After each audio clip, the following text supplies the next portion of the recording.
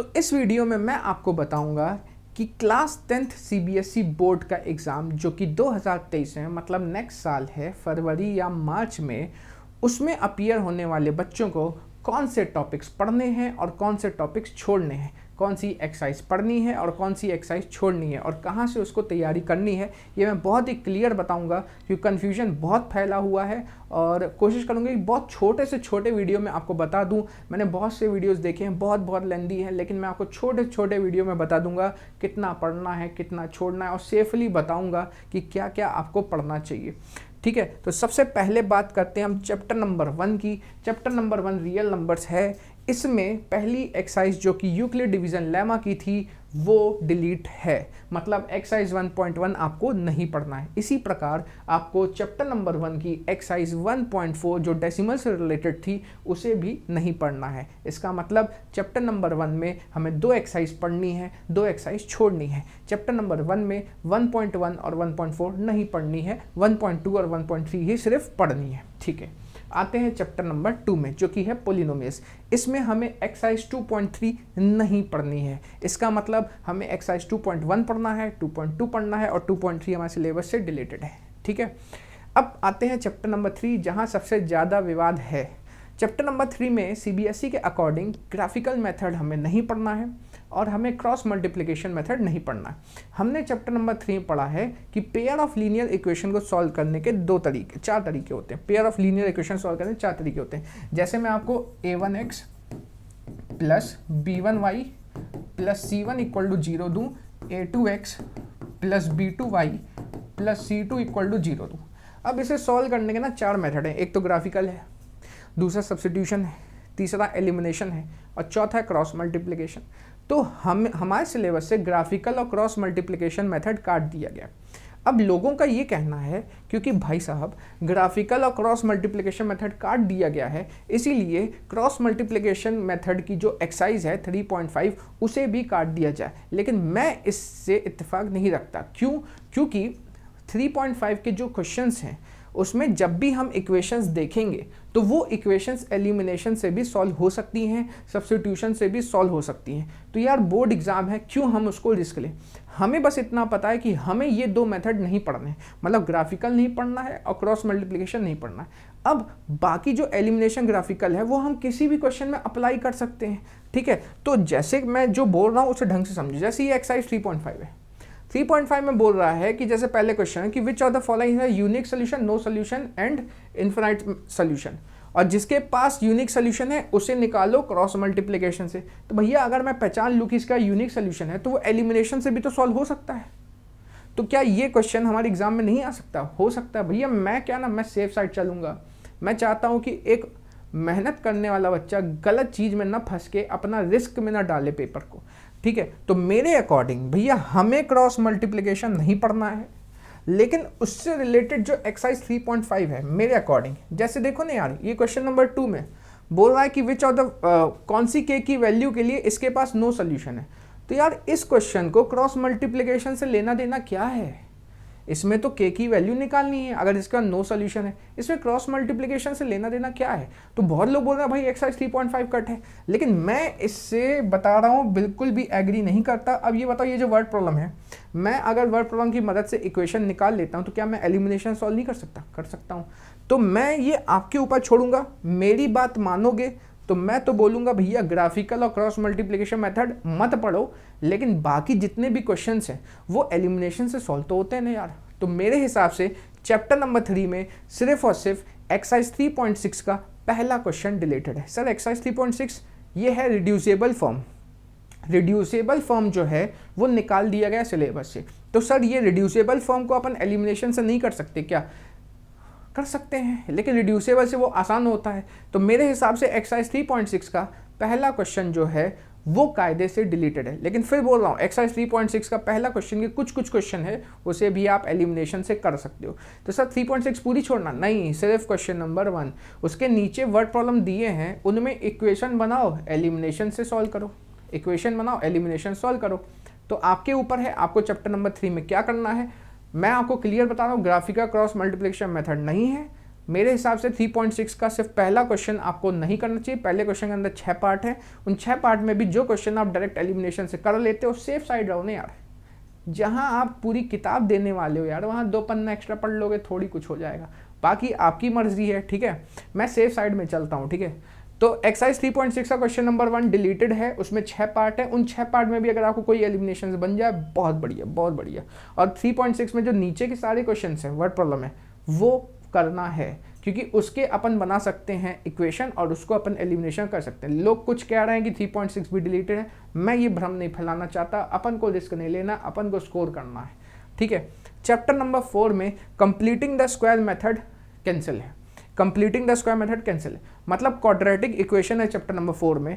तो यार quadratic equation solve करने 2 तरीके होते हैं, एक फैक्टराइजेशन होता है और एक होता है क्वाड्रेटिक फॉर्मूला, श्रीधराचार्य मेथड।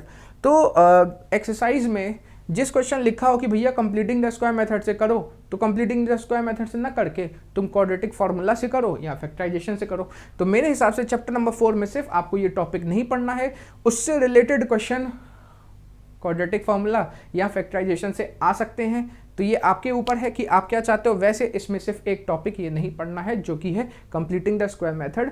अब वो आपकी मर्जी है कि कंप्लीटिंग द स्क्वायर मेथड की पूरी एक्सरसाइज आप काट दो, न पढ़ो, ये आपके ऊपर है। मैं फिर से बता रहा हूँ, मैं सेफ साइड चलना चाहता हूँ। मैं वैसे भी चाहता हूँ बच्चों के मार्क्स आएँ, तो मैं उसमें कोई भी रिस्क नहीं लेना चाहता। वैसे भी यार 2 एक्सरसाइज यहाँ कट गई, एक यहाँ कट गई, 2 टॉपिक कट गए, तो और कितना चाहते हो, ठीक है। आते हैं नेक्स्ट टॉपिक पे। नेक्स्ट टॉपिक है चैप्टर नंबर 5, जिसमें कुछ भी डिलीटेड नहीं है। मतलब चैप्टर नंबर 5 आपको पूरा पढ़ना है, ठीक है। चैप्टर नंबर 5 आपको पूरा पढ़ना है। चैप्टर नंबर 6 में यार 2 बड़ी बड़ी एक्सरसाइज कट गई हैं। मतलब बड़ी क्या, 6.4 ज़्यादा बड़ी नहीं थी, लेकिन सोल्यूशन थोड़े बड़े थे। तो 6.4 और 6.5 डिलीटेड है ट्रायंगल्स चैप्टर में। एक्सरसाइज 6.4 और 6.5 आपको नहीं पढ़ना है, मतलब हमें एक्सरसाइज 6.1, 6.2, 6.3 पढ़ना है, ठीक है। आते हैं चैप्टर नंबर 7, जो कि है कोऑर्डिनेट ज्योमेट्री। इसमें आपको एक्सरसाइज 7.3 नहीं पढ़ना है, जिसमें हमें सिखाया जाता है कि ट्रायंगल का एरिया कैसे निकालते हैं अगर 3 वर्टेक्स के कोऑर्डिनेट्स दिए जाएं तो एक्सरसाइज 7.3 नहीं पढ़नी है चैप्टर नंबर 7 में। इसका मतलब चैप्टर नंबर 7 में आपको 7.1 एक्सरसाइज पढ़नी है, जो कि है डिस्टेंस फॉर्मूला, 7.2 पढ़नी है, जो कि सेक्शन फॉर्मूला, 7.3 आपको नहीं पढ़ना है।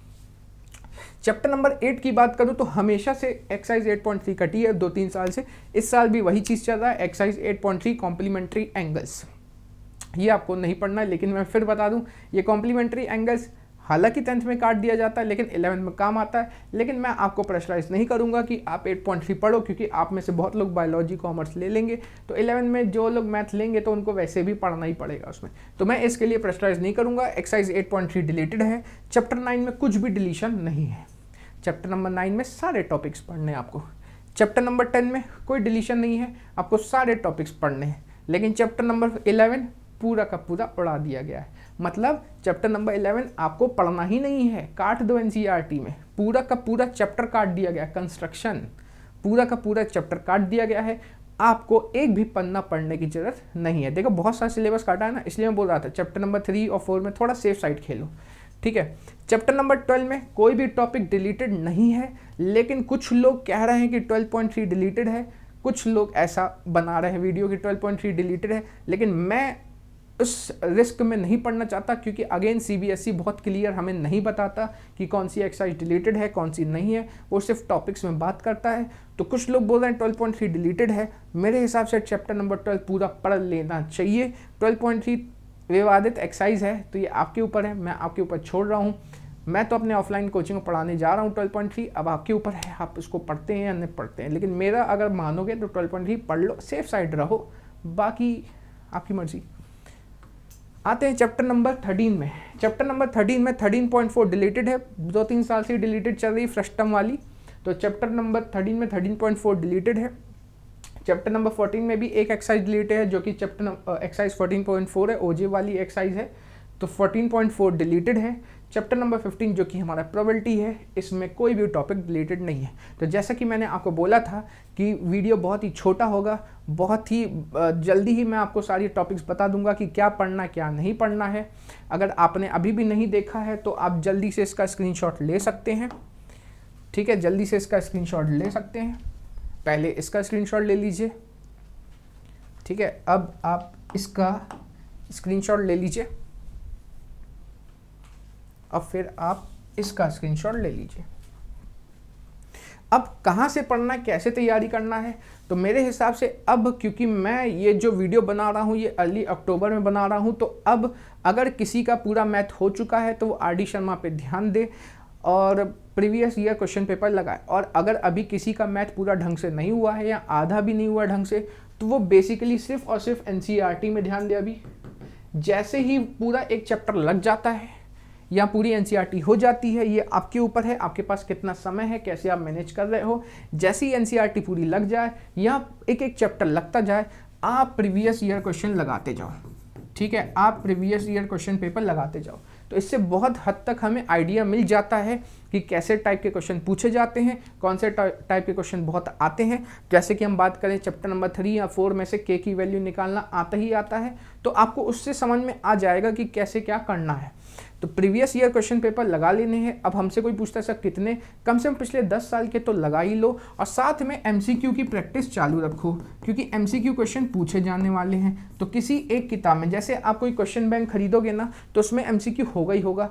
RD शर्मा में भी MCQ होते हैं, लेकिन मैंने ये देखा कि बोर्ड एग्जाम में MCQ आसान आते हैं, RD शर्मा के MCQ थोड़े कुछ कठिन होते हैं। तो आपके ऊपर है कौन सा MCQ करना चाहते हो। अगर RD शर्मा के पीछे के MCQ कर लिए तो भाई बात ही खत्म फिर तो, ठीक है। तो MCQ भी पढ़ना चालू कर दो अगर आपने अभी तक नहीं किया है।